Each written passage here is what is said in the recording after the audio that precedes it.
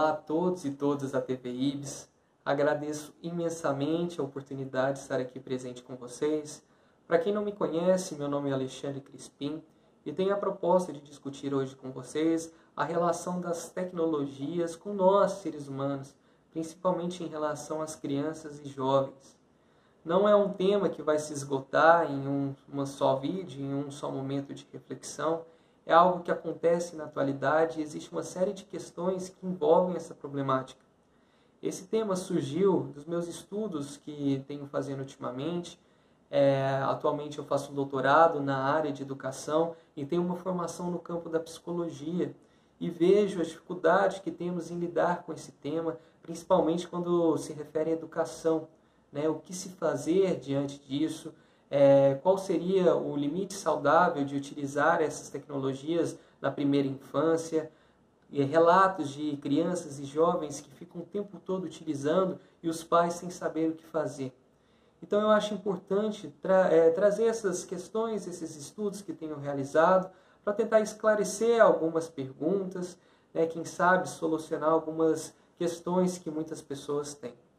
Mas é importante frisar que as tecnologias são muito importantes. O que seríamos de nós nessa quarentena sem essa comunicação que essa tecnologia está nos permitindo?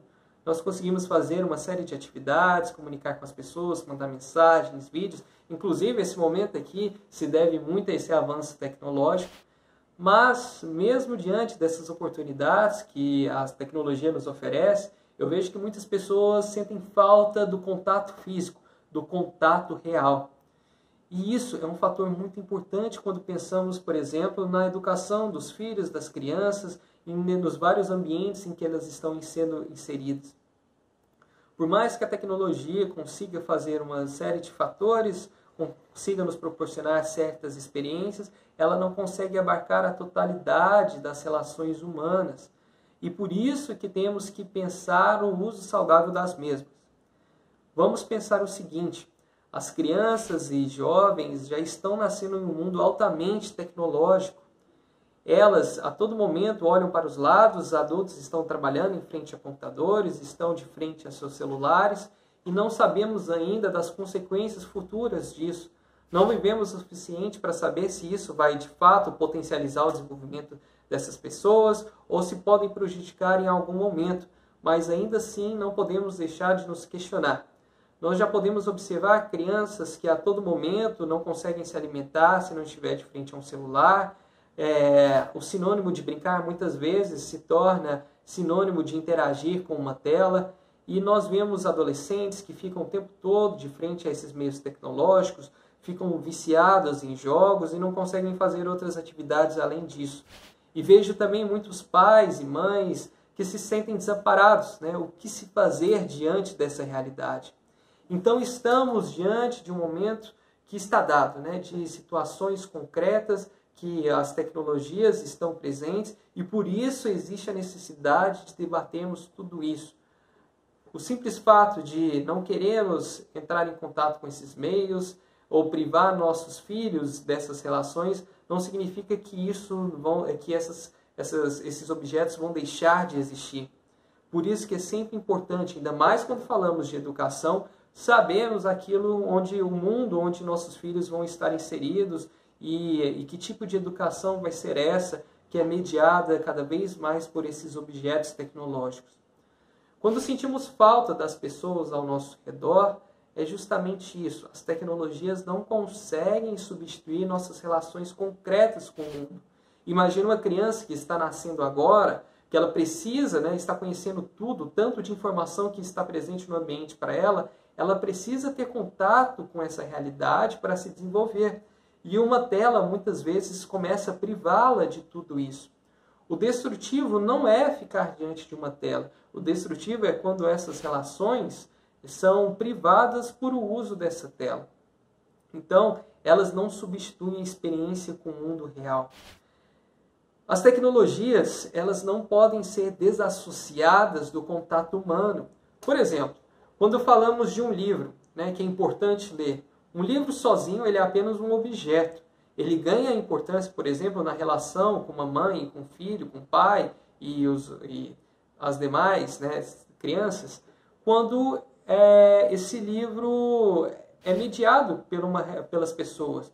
A criança começa a desenvolver o hábito da leitura, a importância de cada vez mais adquirir conhecimento, quando, por exemplo, os pais conseguem mediar essa relação, mostrar o interesse, né, a importância de se ler. Então, o livro em si, ele é apenas um objeto. A sua importância se dá pelas relações humanas. E o mesmo acontece com as tecnologias. Nós não podemos deixar que as crianças interajam sozinhas com esses meios. Cadê a questão humana, o afeto envolvido nessas relações? Então, para torná-las uma ferramenta útil, nós devemos então conhecer esses meios. Mas uma pergunta que pode aparecer a todo momento: quando que seria o ideal eu inserir essas tecnologias na vida dessas crianças? Segundo a Organização Mundial da Saúde, em um documento produzido no ano passado, a OMS fala o seguinte, que antes do primeiro ano de vida da criança, nada de telas. Entre 2 e 5 anos, o uso recomendado é no máximo 1 hora por dia. E depois de 5 anos, seria o uso recomendado, né, para crianças no máximo 2 horas por dia. Essas questões, esse tempo, quer dizer, ele não pode ser contínuo. O recomendado é de a cada 20 minutos ter uma pausa e não fazer disso um uso excessivo. Mas parece que isso é impossível nesses dias, não é mesmo? A gente vê o tempo todo crianças passando fácil 1, 2 horas de uso durante o seu dia. E isso não é legal. Quando a gente pensa, por exemplo, uma criança que se alimenta diante de um celular, ela perde a experiência do momento. Ela não observa o que os outros estão conversando, ela não observa as interações, o gosto ali da comida e da questão social toda que aquilo envolve.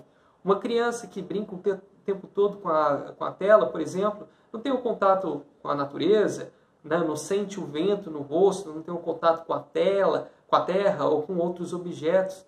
É simplesmente algo plano que ela interage. E isso não é bacana, né, para quando você pensa na questão do desenvolvimento. Você vê que muitas vezes a criança fica paralisada diante de uma tela.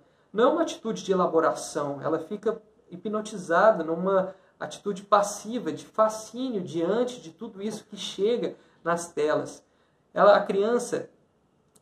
Uma criança parada é uma criança que não está se desenvolvendo, é uma criança que não está brincando, que não está se movimentando. Né? Isso pode levar a casos futuros, por exemplo, de sedentarismo, obesidade. Uma criança que fica quieta o tempo todo diante de uma tela não significa que é uma criança que é mais paciente, uma criança que seja obediente. Existem muitos relatos, por exemplo, que durante a interação com esses objetos tecnológicos, a criança fica o tempo todo em contato com o prazer. Né? Aquilo que desagrada dela, num clique, ela pode ser excluído. E fora dessa realidade, a criança encontra o quê? Um mundo que nem sempre está a favor dela, um mundo que ela tem que lidar às vezes com frustração, que tem que lidar com um tempo de espera, que nem sempre as coisas estão ao controle, né? Estão sob controle dela. Isso muitas vezes gera ansiedade, gera frustração. Então, é uma problemática que se coloca, por exemplo. Além disso, ampliando para outras questões, a gente pode começar a pensar o seguinte: um adolescente que fica o tempo todo em frente a um computador, em frente a um jogo, a um videogame, por exemplo, será que realmente, né, ela está ali desenvolvendo uma ideia para além daquilo? Por exemplo, uma criança que fica o tempo todo, né, com o celular em mãos, muitas vezes esse objeto se torna uma condição para o prazer. Parece que na ausência dele, as crianças não sabem o que fazer, não têm imaginação para se pensar em outras coisas, ficam entediadas. Parece que a finalidade última de satisfação é esse objeto. Isso é muito problemático. Quando nós focamos demais em uma determinada atividade, o nosso redor, assim, o nosso ambiente, perde o foco. Ou seja, algo fica direcionado demais para apenas uma atividade e o resto perde o sentido. Nenhuma atividade, qualquer que seja, é gratificante ou ela tem importância se ela é executada o tempo todo. nós precisamos fazer outras coisas em nossas vidas. Então isso se torna um ponto, né, problemático. Quando algo se torna investido de grande importância, na ausência dessas coisas, elas perdem o sentido. Então eu queria lançar uma série de questões que eu acho importante para analisar, caso você conheça uma realidade, né, se esteja acontecendo com você ou com outras pessoas. Vamos analisar uma criança, um jovem que esteja utilizando o tempo todo essas tecnologias e as coloquem como meio e finalidade para a obtenção do prazer. Por que? Vamos pensar assim, nós temos que analisar, não é? Nós temos que estudar esse caso. Então, por que eles utilizam? Né? Quais as condições que essas pessoas estão utilizando o tempo todo essas tecnologias? O que elas estão encontrando ali que é fundamental, né, uma condição para obter prazer? Quais os tipos de conteúdos que estão sendo consumidos? Né? Aquilo que nós consumimos, aquilo que observamos no nosso dia a dia, nossos gostos, nossos prazeres em nossas vidas, dizem muito daquilo que nós somos. Então, se a pessoa o tempo todo está consumindo o mesmo conteúdo nesses objetos, diz muito sobre ela. Então, por que esses objetos se tornam mais atraentes do que essa realidade concreta ao redor dela? Então, esses são pontos fundamentais para investigarmos esses casos que acontecem ao nosso redor. Será que nesse uso excessivo há a produção de conteúdos novos? A pessoa está realmente elaborando, aumentando muito, entre aspas, a sua inteligência com novas informações? Ou realmente está ficando um processo cíclico? Nós já sabemos como nossa mente é mecânica. Pietro Paudi fala muito dessas questões em suas obras. Por exemplo, no Princípio de uma Nova Ética, ele vem trazer como é importante nós inserirmos novos pensamentos em nosso cotidiano para que nós possamos sair desse estado mecânico nosso. Então, através de novos pensamentos, novas atitudes e ações vão se desenvolvendo e com isso nós conseguimos sair de um estado estagnado que nos encontramos, né? Nós conseguimos então entrar em ressonância com novas formas de pensamento. E entrando com essas novas formas de pensamento, conseguimos gravá-las em nossa consciência e vamos sim alterando o nosso estado evolutivo, o nosso estado vibratório. Então nós não podemos fazer com que esses meios invertam a relação, ou seja, eles são criados com a finalidade de facilitar a nossa vida, mas o que estamos vendo hoje é uma inversão dessa relação, ou seja, eles começam a exercer controle sobre nós. Então é importante frisarmos o nosso papel, por exemplo, de autoridade numa família, do nosso papel enquanto pai, enquanto mãe, enquanto educadores, enquanto responsáveis. Essas pessoas precisam dessas referências. É diferente de uma autoridade, não é simplesmente sair mandando e fazendo com que a criança obedeça tudo, mas é fazer ela refletir sobre isso que ela está usando o tempo todo. Sabemos nos colocar nessa posição de alguém que oferece e de alguém que sabe a hora de dizer um não, de abdicar do uso desses meios e oferecer oportunidades para que as crianças consigam também fazer outras atividades. Nós temos um papel fundamental na mediação dessa criança com o mundo. Nós temos que apresentar possibilidades, nós temos que oferecer outros meios para que ela também consiga saber e refletir sobre essas oportunidades. Então nós não temos que fazer com que essas tecnologias se tornem ferramentas e não uma finalidade em si. E temos um papel muito importante nesse processo. Então, eu estou lançando aqui apenas umas discussões iniciais para pensarmos tudo isso, como eu falei no início, não é algo que vai se esgotar nesse primeiro momento, mas é isso. Saiba do momento de inserir essas tecnologias, como bem recomendado a Organização Mundial da Saúde, saiba fazer perguntas em relação a esse uso intenso que talvez o jovem ou a criança esteja estabelecendo e veja maneiras de poder solucionar isso, né?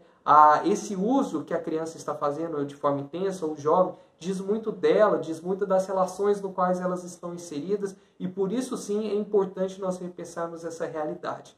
São apenas discussões iniciais. Agradeço imensamente a oportunidade de estar aqui com vocês novamente. Espero, que se caso tenha alguma dúvida, me coloque à disposição e apenas um início para pensarmos todas essas questões.